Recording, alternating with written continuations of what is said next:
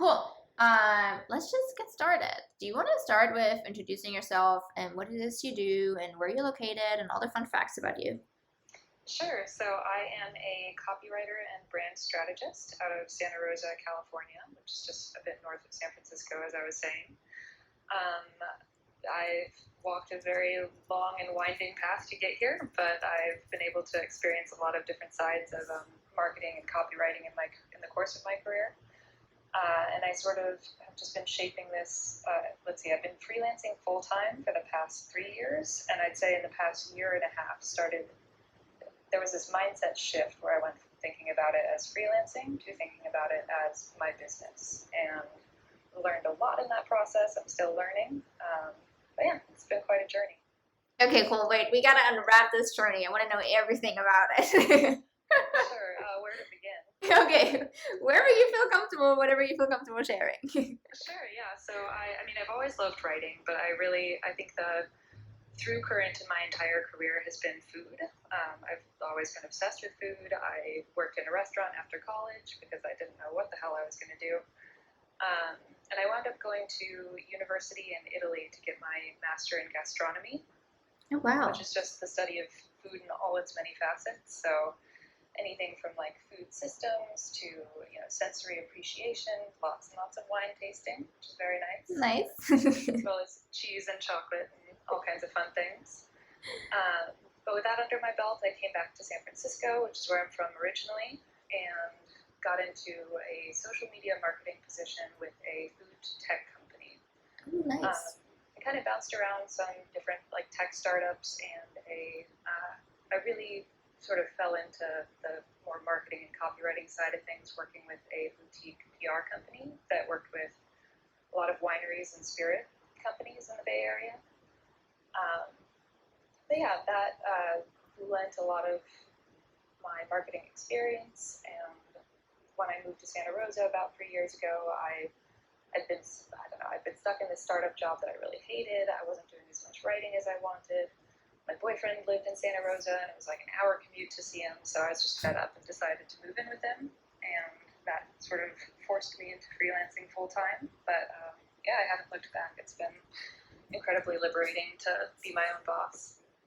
Same. So yes, a little like short story about myself. So I worked for Mercedes-Benz prior to starting my own company. I actually started with them. So I'm from Germany. I started with them in Germany. It's why I'm wondering, like, where in Italy did you go to? It's in Piedmont. It's called the University of Gastronomic Sciences. So Piedmont is like the northwestern part of Italy. Okay, I don't think I've been there, but yeah. Yeah, it's absolutely beautiful. And the university itself was founded by this global grassroots organization called Slow Food. They have chapters all over the world, fighting for food that is good, clean, and fair, meaning sustainable, but like also exceptional quality and offers just wages, etc. So it was just it was a really unique experience. Nice, that's cool. Yeah, so I'm from the south of Germany. I don't know if you heard about the town called Stuttgart. Oh yeah. So I grew up like 20 minutes from there in this tiny city. It had like 16,000 inhabitants. Like now, knowing that I live in Long Beach, it's like this sounds so tiny. And yeah, so I worked there for Mercedes-Benz, and then I had the chance to work for them for their research and development division, first in Silicon Valley and then in Long Beach. And then in June 2020, I was laid off due to COVID. And then from there, I was like, oh, what am I going to do? And I had never anything to do with like selling cars. It was always like, at first I started out as the assistant to one of the VPs, and then slowly got into like internal communications roles, marketing roles, social media roles. And yeah, so once I was laid off from my corporate job, I was like, well, great. Like, we're in the midst of a pandemic. I'm going to be one of 5 million people trying to get the same job. Like, what am I supposed to do?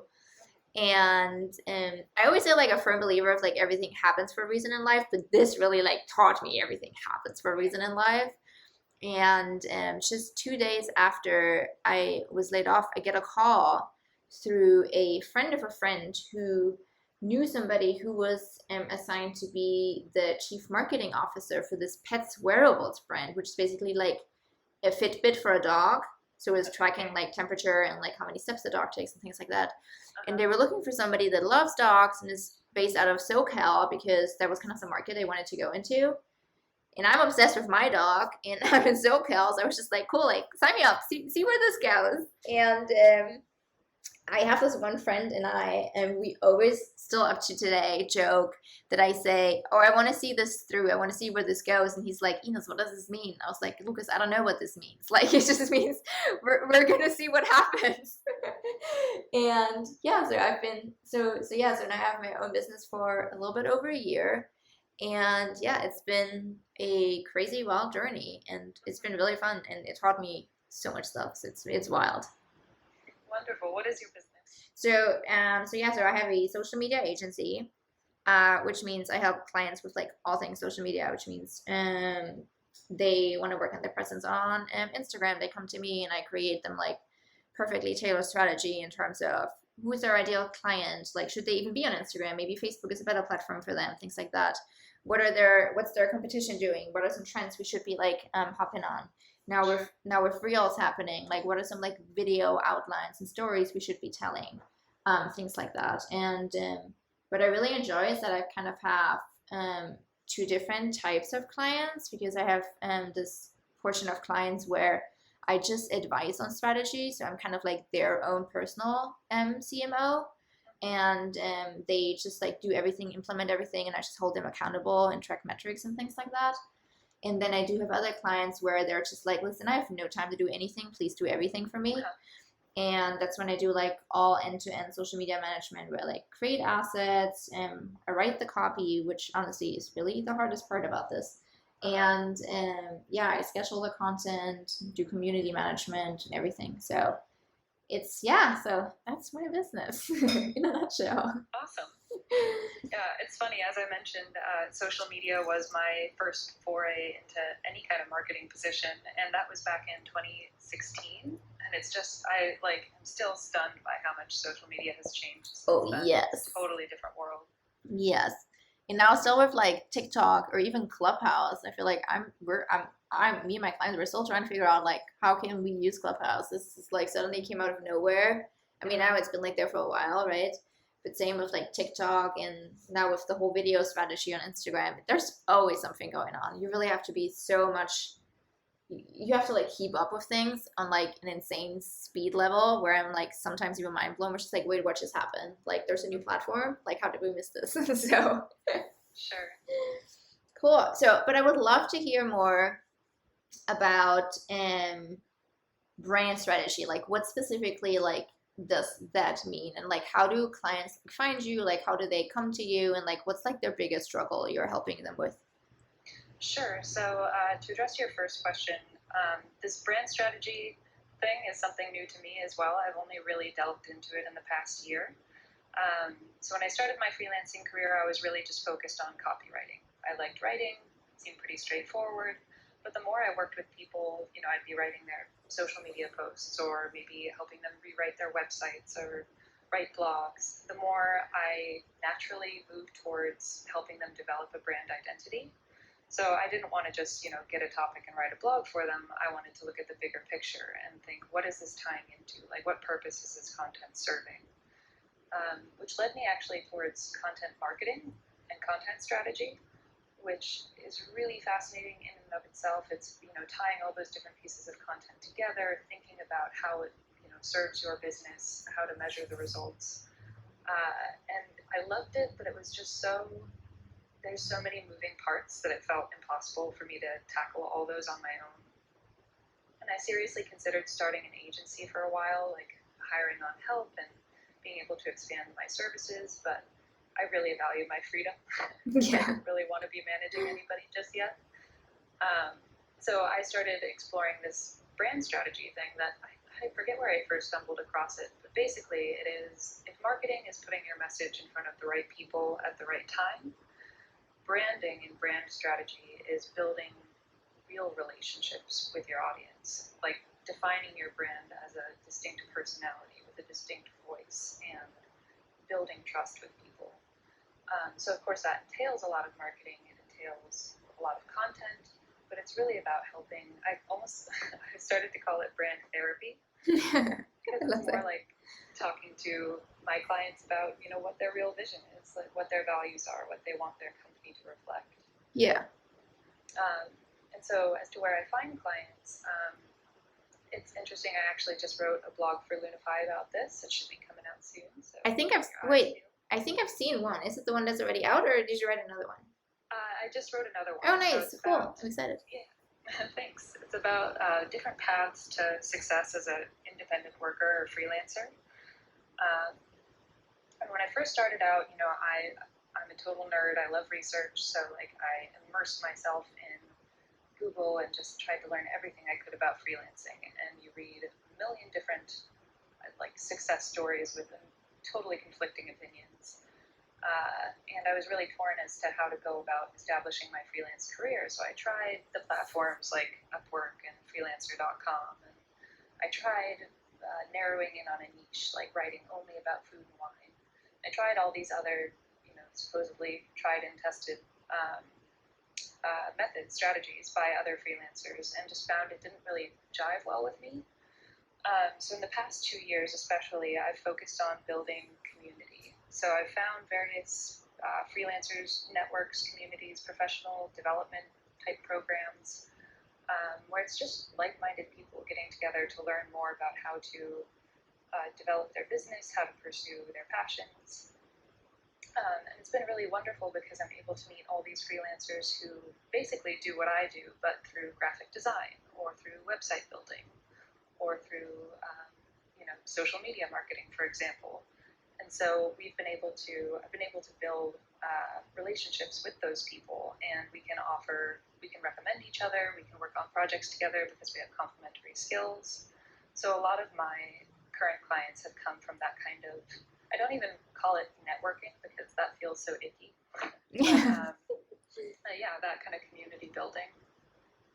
Nice. Oh, that's awesome. Cool. Oh, thank you so much for sharing that. And it's so crazy because so my business kind of started like taking off, I would say like around April, May this year. So like January, February, March were like really slow for me. Last year was really good, but then I had like a really slow January, February. And that was the first time where I sat down and I was like, like I feel like I need help in order to figure out how am I gonna go and grow from here. So I brought on a coach, and honestly, like I think it was the best decision I've ever made in my life because she's like half therapist, half coach. Like she's insane. Like she's so good at this stuff, and she really helped me. Like, what is it you want to do? Like, what are some areas you want to like maybe like bring somebody on that it can do these things for you, and like how do you grow your business? What are some packages? What are some services you should be having? Like things like that. And we still today talk about like who's like my ideal client and what are some like people or like brands that I want to work with in the future.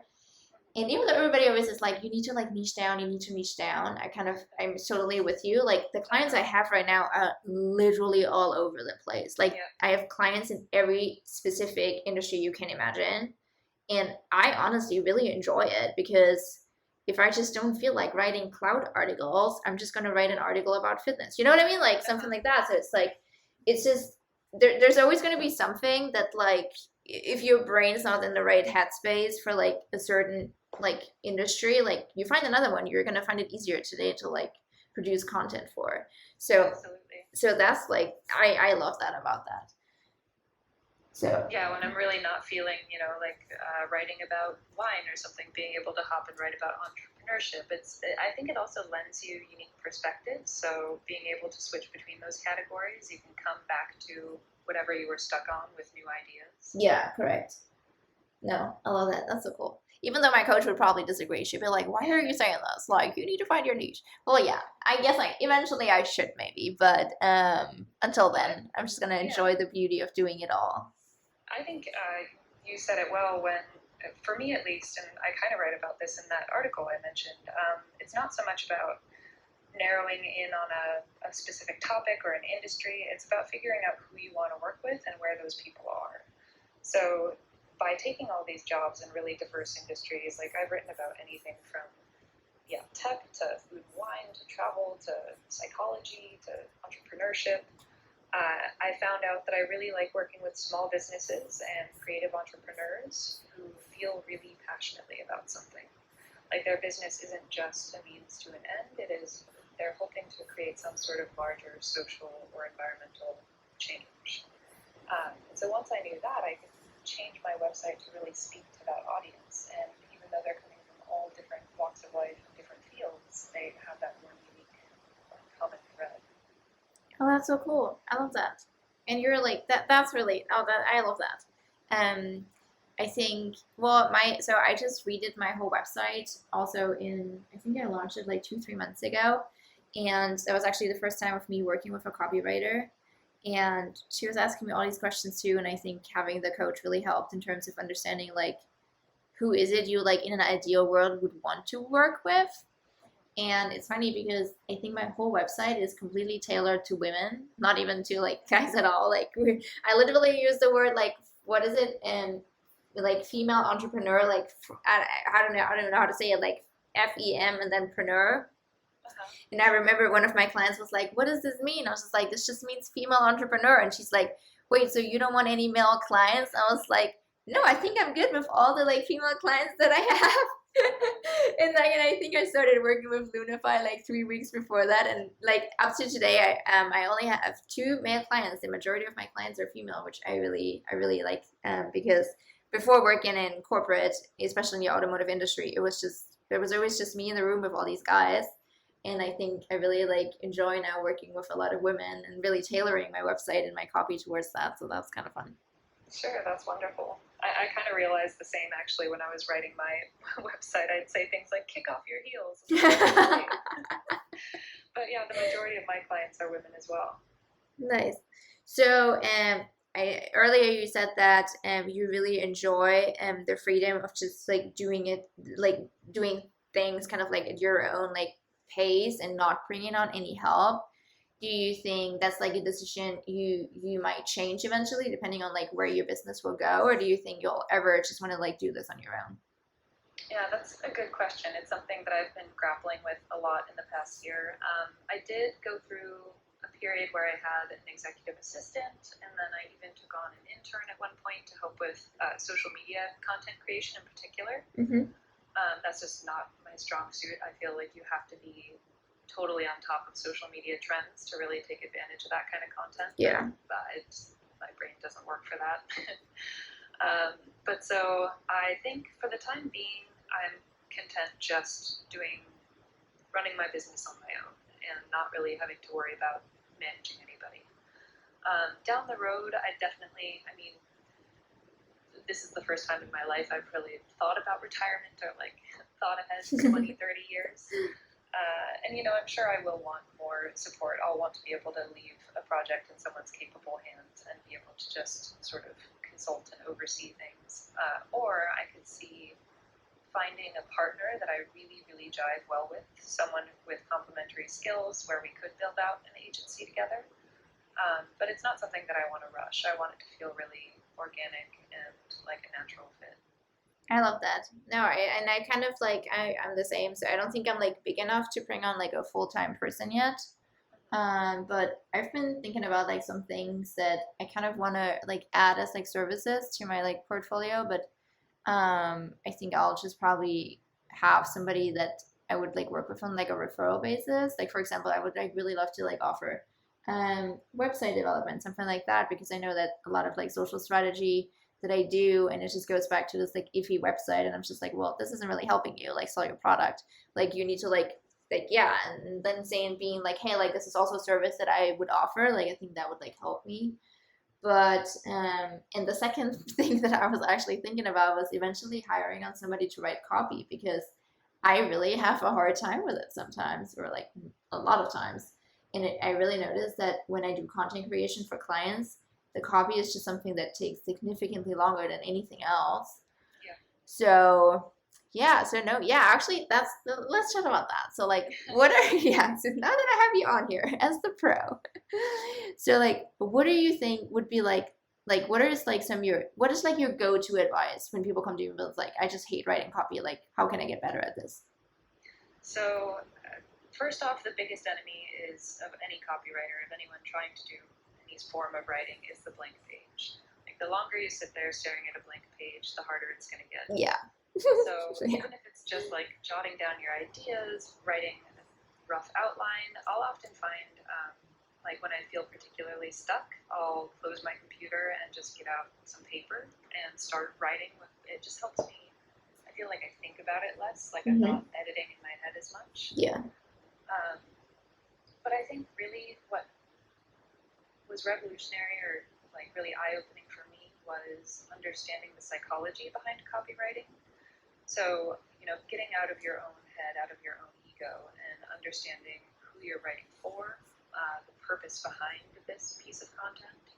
So trying to empathize with your audience and get to your point in as few words as possible. It doesn't matter if you start out with 1,000 and need to cut it down to 300, but you want to try and be concise and very compassionate or empathetic, which is still not easy to do, but I feel like if you're able to put yourself in someone else's shoes and imagine what challenges they're facing and how your copy can help them overcome that challenge or find a product that will help them overcome that challenge, then you're halfway there.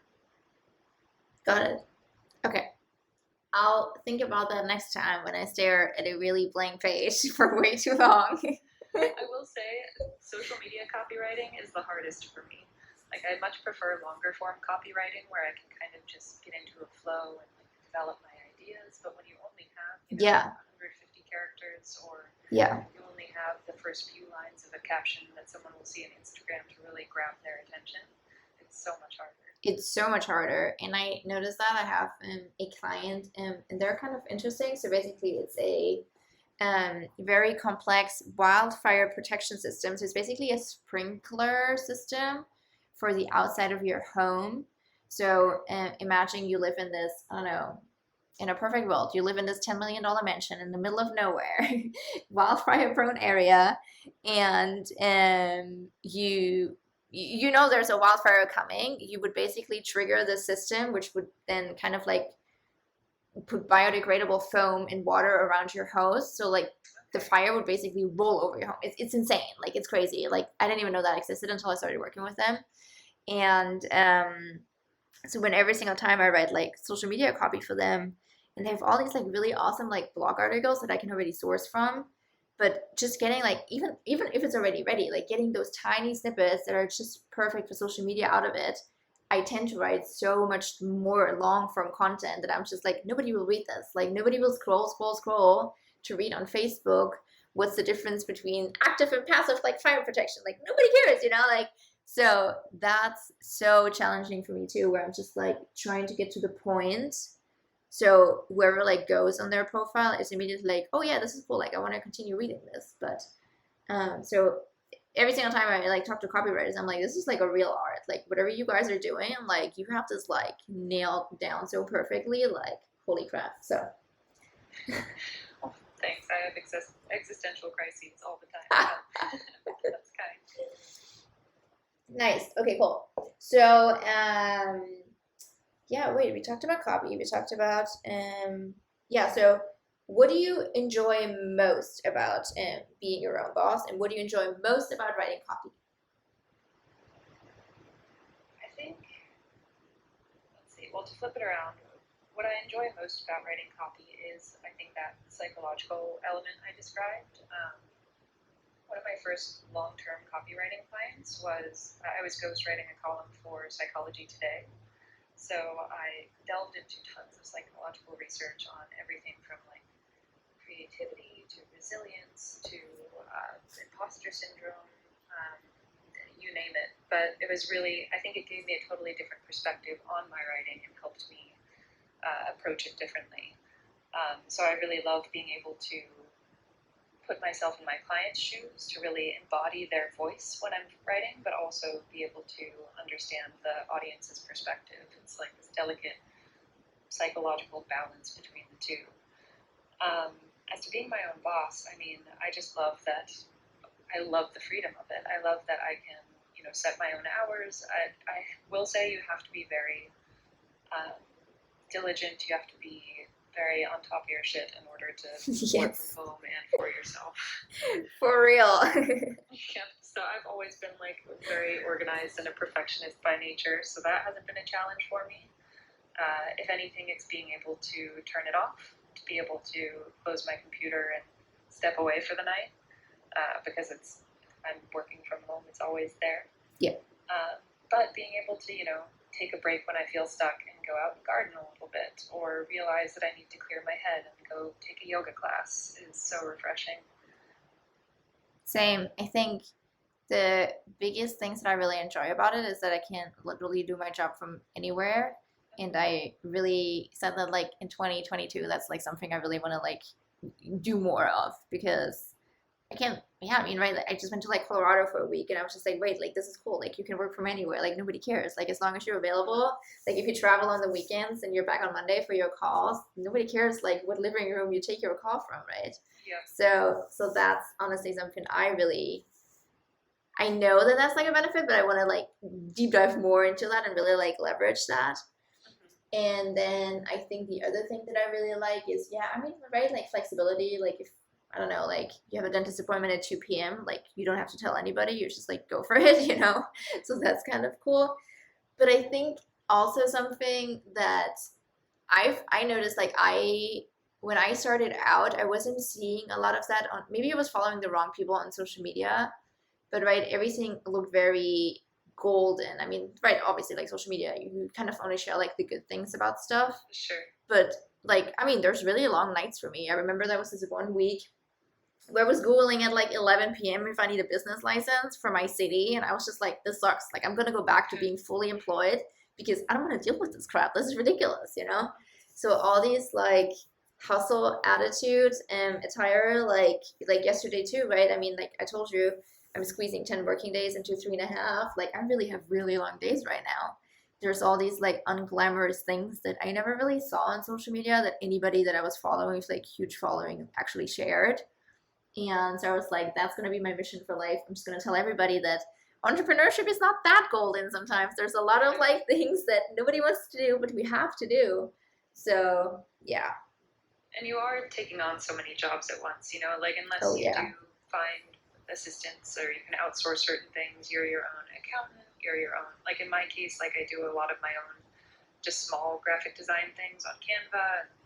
I'm like my own admin assistant, I'm my own scheduler. Like I have to juggle so many things every day that it can be a lot. It can be overwhelming for sure. Oh, for sure.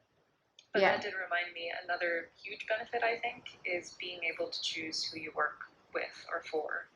Because I've definitely had clients, actually that same client I was ghostwriting for taught me a lot about setting boundaries, setting healthy boundaries. And so being able to like renegotiate those terms and to say, you know what, this project isn't working out for me if it isn't, it's incredibly liberating. I no longer feel like I'm the problem, that I must be doing something wrong. It's just, oh no, this isn't a good fit. Same.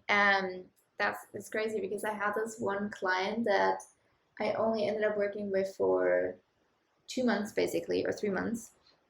And I remember when we initially started working out, they wanted like everything. They wanted like copy and asset creation and everything.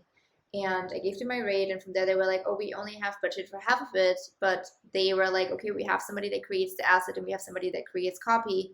Can you only do the other part of it? And I was just like, sure, for half of, that's fine. Like we can do that. And then I started out working with them. And the first day they asked if I could write copy for them. And I was just like, no, like, no, because that was not part of the plan. Like, no. And but I think so we'll end up separating at the end of the month because they have some like other things they like wanted to focus on, which was fine. But I think just that moment taught me so much. Where I was just like, no, like you're not gonna like. I mean, right? Like I'm gonna set my boundary and you're gonna set yours, but like we agreed on this, and this is like not okay. So like having that very uncomfortable situation and talk was very challenging for me because I never had that before. Sure. Or same as like I had one client that continuously like paid me late, and I was just like, how do I like address that is not okay? So I really kind of like put my foot down. To be honest, I was really proud about this, and now it's been month 4 and I was finally paid on time. I was like, good, it's working. It did work. I did something right. So yeah, those conversations are hard. Like all my life I've been very much a people pleaser, and my natural impulse is to say yes to everything. Like, yes, I can do that. Sure, I'll Same. take on more work for the same pay. Yeah. So training myself out of those habits has been hard, but I think it seeps over to my personal life as well. Like, I'm much better about setting those boundaries in my day-to-day life and recognizing when I'm stretching myself too thin. That's good. That's great. No, I am not there yet. I know that I have to. But now it's also kind of like in this situation where I'm in right now. But I definitely noticed that that's something I already said like for 2022 or hopefully earlier, I really need to be better at putting my phone and my like watch away and like just like maybe not just doom scroll because I think that this is something that like relaxes my brain because it clearly doesn't. So yeah, need to get better at that. But I wanted to touch base on something you said earlier, and I remember it was that you said right, it like takes you some time, I guess, to like groove into like what the brand voice of the client you're writing for, like how that is, and would love to learn more, like understand the process of like how do you like capture it like so perfectly. So it takes a lot of discovery calls or questionnaires. I have a Mm-hmm. bit of both. So Okay. I'll ask my client to, as part of the onboarding process, fill out this brand discovery questionnaire that asks all those standard questions like what are your values? What is your mission statement? Who do you think your target audience is? And it's always very interesting because if they already have a website or some sort of digital presence, their answers might be completely different than what the website portrays. And so having a conversation with them about why that might be, or it's just they're often surprised by how difficult it is to translate that vision and voice into something in the digital realm. Um, it's a lot of, I do best when I can talk to people via Zoom or on the phone, like actually hear their voice. So hear them, answering these questions in their own words as opposed to just writing responses. Um, and yeah, it's just kind of a process. Like especially at first, there might be multiple revisions for each piece of copy or each new web page because they're, you know, they'll let me know that they would never say things this way, or they want it to sound more casual, more formal, whatever it may be. So it's just a lot of fine tuning after that. But I think just through those conversations, I get a strong sense of them as a person. And because, like I mentioned, I like to work with people who have this strong passion for what they do, it really comes across in those conversations. And I'm able to embody that better, usually because it's similar passions to my own. That's great. I love that. Yeah, I remember when I got the questionnaire for my website copywriter. It took me a few hours to fill that thing out. It was massive. But I think it really helped because I really was like, when I read the end results, I was like, holy crap, this is like really like funny things that I would say. And I was like, this is so me. So it's an art. I loved it. Yeah. That's cool. What is some business advice you would give somebody that just recently started their own business? In a general sense, or for copywriters? Maybe both. Yeah, whatever you prefer. Yeah. In a general sense, I feel I think I spent a lot of time early on when I was like first took the leap of faith and started freelancing full time. I spent a lot of time looking for the right way to do things, and there isn't any right way. At least there's no singular path that everyone's supposed to take. So it's okay to try a lot of different things. It's okay to figure out what works for you and what doesn't. Like, you aren't doing it wrong if you decide not to niche down, for example. Yeah. And then for copywriters in particular, I think, I don't know, it's a massive industry in and of itself. I mean, you can specialize in whatever you want to. You can write only websites, you can do social media, you can write only blogs. But I feel there's a trend towards these people using these content platforms like Upwork, like Contenta, like there are a bunch of other ones out there that just become content mills where there are people all over the world competing for the same jobs. Yeah. And the price is driven way down. And it's some people really work that hustle and make it work for them. It wasn't for me, and I feel like it teaches people to undercut themselves. Yeah. Because it's like Upwork, you are bidding against other freelancers. So Yeah. you're tempted to offer the lowest rate. But yeah, don't underestimate yourself. I guess that goes for anyone starting their own freelance business. Like, don't undervalue your work, your expertise. You might compare yourself to other experts in your fields, but you probably know a lot more than you think. It's so funny. Brenda and I, we were just talking about this on the weekend. So Brenda, listen up. So now so how did you notice that it was like time, or I guess like what happened that you like made it out of like using Upwork and Fiverr or whatever your other platforms you were using, and then kind of like leveraging like clients that came through like other like channels? Yeah, I never really even got into the platforms that much. I had a Fiverr account and never got a single job. And then I had an Upwork account, and I think I got one job, one blog that paid like $30. No. And I was just told, oh yeah, you got to start with some cheap jobs and No. they won't pay much, just because like you got to get good ratings and then people will trust you and then you can charge more. But I just got that one job and was like, that was so much work for nothing. So I kept listening to everyone's advice and I kept stressing out about it, like the niching down, you were talking about as well. But I kept doing what felt right for me, and that was the relationship building. So even if I was trying out these different techniques people recommended, I kept doing what felt good and natural. And soon I realized, like, hey, what I'm doing is working. I don't need to listen to that advice anymore, or at least I don't need to feel guilty for not doing that. Yeah. But you'll hear so many different conflicting opinions. It's hard. 100% agree. And I always joke and say, have you seen the bread aisle in the supermarket? Like, there's 5 million versions of bread. Yeah. And they're all doing the same thing. They're all just like loafing, being breads. And I think that kind of like goes into when you're a freelancer, because there's always going to be people that they're offering the same exact thing that you do, but at different price points. And I always say that my friend actually we started this like database of like things to say when certain clients say certain things to us.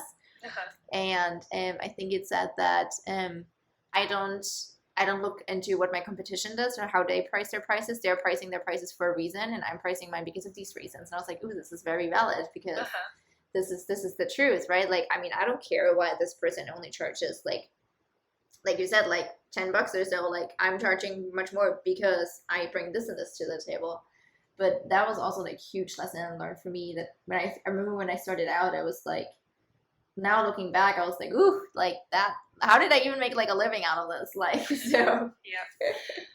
And I think it's one of the bigger discoveries for me too, was that, ultimately your services aren't what people are buying. Like, you are the product yourself, because like you said, millions of people out there doing what you do, some better, some worse, but like ultimately your client has to trust you, has to want to work with you. Yeah. So it's so much more about gaining that trust and showing that you understand their needs, their fears, their biggest aspirations, and nurturing that relationship.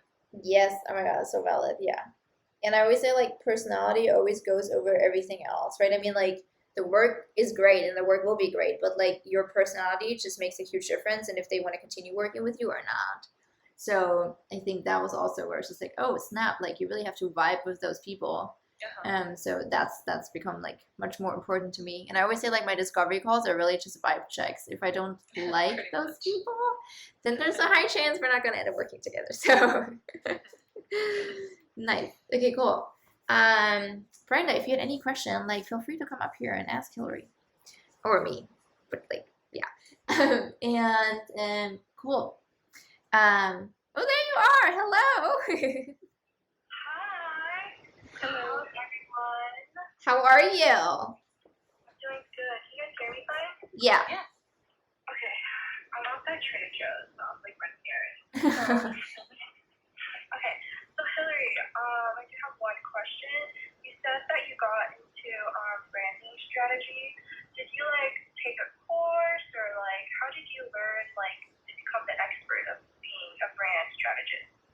Sure. So So I did a lot of research, first off, just to get a feel for it and realized that I was kind of already doing it in this search to discover my clients' voices whenever I wrote for them, their brand voices. But I also met this girl who does brand strategy through one of these networks I'm a part of. It's called Catalyst Shift. It's, I think, like, I don't know, $100 a month or something, but they have all these masterminds, and it's just like a great community of people. So I picked her brain a lot, and she took a course by this guy, Stephen, like, McCorahan or something. It's some crazy Scottish name I can't pronounce. But he had a course on sale on Udemy.